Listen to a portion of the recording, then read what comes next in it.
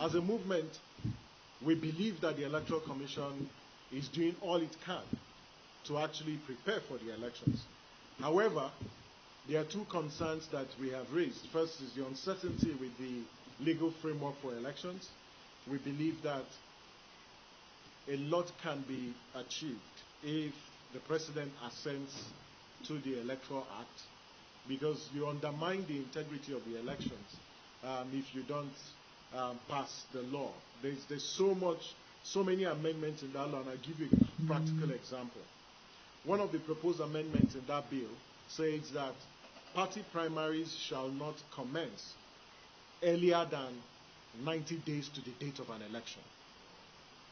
Now, the implication of that is if the president assents to that bill, it means all the parties will have to suspend any preparations for party primaries and wait until it is 90 days. And 90 days is November. So party primaries will now start in November. But think about it. How can INEC conduct and monitor party primaries for 91 political parties from November with an election that is supposed to commence 16th of February? We weren't here in 2014. 2014, we're dealing with some other issues. But we are up against, we're just 171 days to the elections. The election budget is yet to be passed into law, even as we speak. And INEC is reported that by the end of this month, the Commission will not have money to implement some of its programs. So what happens to electoral procurement? What happens to trainings? A lot of programs are going to be delayed, which will affect its preparations. And trust me, and you would agree with us, that you can't be talking about an election budget just 179 days to an election. It doesn't say well about our electoral process, and we must rise up to the occasion. The National Assembly should expedite action, and I think the executive also has a role to play in ensuring that this process is done with. And for us, who are the voting class?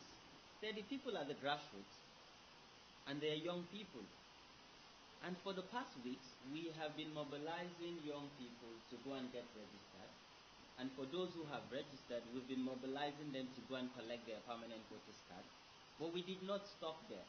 We're also encouraging them that on election day, they should come out in mass and vote for their preferred choice of candidates. We're monitoring and documenting this process. I think I'm even underquoting to say 50 million.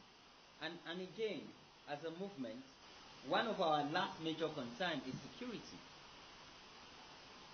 Because, for instance, in the Ekiti elections, there is no reason why our security personnel would not enforce electoral laws and apprehend people who are buying votes or trying to intimidate voters.